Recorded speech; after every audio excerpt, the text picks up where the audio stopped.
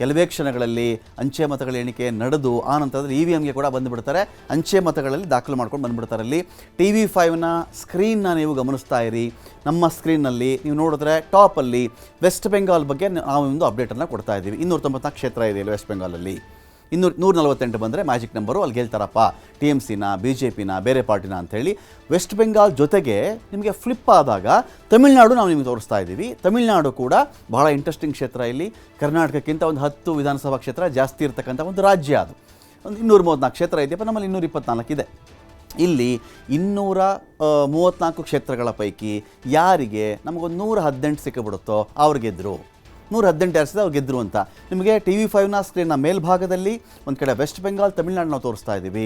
ಇನ್ನೊಂದು ಕಡೆ ನನ್ನ ಬಲಗೈ ಕಡೆಗೆ ನಾವೇನು ನೋಡ್ತಾ ಇದ್ದೀವಿ, ಕೀ ಕ್ಯಾಂಡಿಡೇಟ್ಸ್ ಅಂತೇಳಿ, ಇಂಪಾರ್ಟೆಂಟ್ ಕ್ಯಾಂಡಿಡೇಟ್ಸ್. ಅದು ಅಸ್ಸಾಮಲ್ಲಾಗಲಿ ಅಥವಾ ಕೇರಳದಲ್ಲಾಗಲಿ, ವೆಸ್ಟ್ ಬೆಂಗಾಲಲ್ಲಾಗಲಿ, ತಮಿಳುನಾಡಲ್ಲಾಗಲಿ, ಪುದುಚೇರಿ ಆಗಲಿ, ಈ ಭಾಗದಲ್ಲಿರ್ತಕ್ಕಂಥ ಪ್ರಸಿದ್ಧ, ಖ್ಯಾತ, ಫೇಮಸ್, ಇಂಪಾರ್ಟೆಂಟ್ ಕ್ಯಾಂಡಿಡೇಟ್ ಯಾರು ಇದ್ದಾರೋ ಅವೆಲ್ಲವೂ ಕೂಡ ನನ್ನ ಸ್ಕ್ರೀನ್ನ ಬಲಭಾಗದಲ್ಲಿ ಬರ್ತಾ ಇರುತ್ತೆ.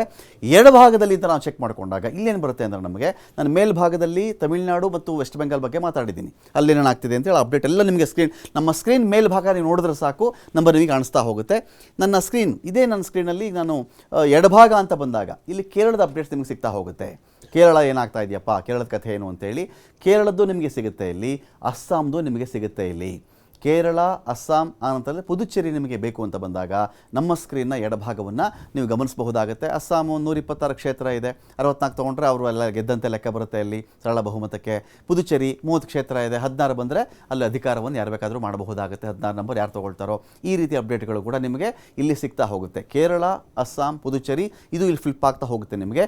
ನನ್ನ ಸ್ಕ್ರೀನ್ನ ಕೆಳಭಾಗದಲ್ಲಿಂದ ನೀವು ಚೆಕ್ ಮಾಡಿಕೊಂಡಾಗ ಇಲ್ಲಿ ಕರ್ನಾಟಕದ ಮೋಸ್ಟ್ ಇಂಪಾರ್ಟೆಂಟ್ 2 ಕ್ಷೇತ್ರಗಳು, ಬಾಗಲಕೋಟೆ ಮತ್ತು ದಾವಣಗೆರೆ ದಕ್ಷಿಣ, ಅವುಗಳ ಅಪ್ಡೇಟ್ ಎಣಿಕೆಯ ಸುತ್ತುಗಳ ಆಧಾರದ ಮೇರೆಗೆ 1ನೇ ರೌಂಡ್ ಆಯಿತು, 2ನೇ ರೌಂಡ್ ಆಯಿತು, 3ನೇ ರೌಂಡ್ ಆಯಿತು ಅಂದಾಗ ಆ ಎಲ್ಲ ಮತಗಳ ಸಮೇತವಾಗಿ TV5 ಸ್ಕ್ರೀನ್ನಲ್ಲಿ ನಿಮಗೆ ಅಪ್ಡೇಟ್ ಸಿಗ್ತಾ ಹೋಗುತ್ತೆ.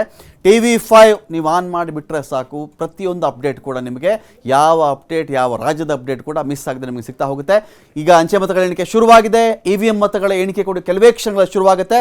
ಅಪ್ಡೇಟ್ಸನ್ನು ಕೂಡ ಕೊಡ್ತೀವಿ.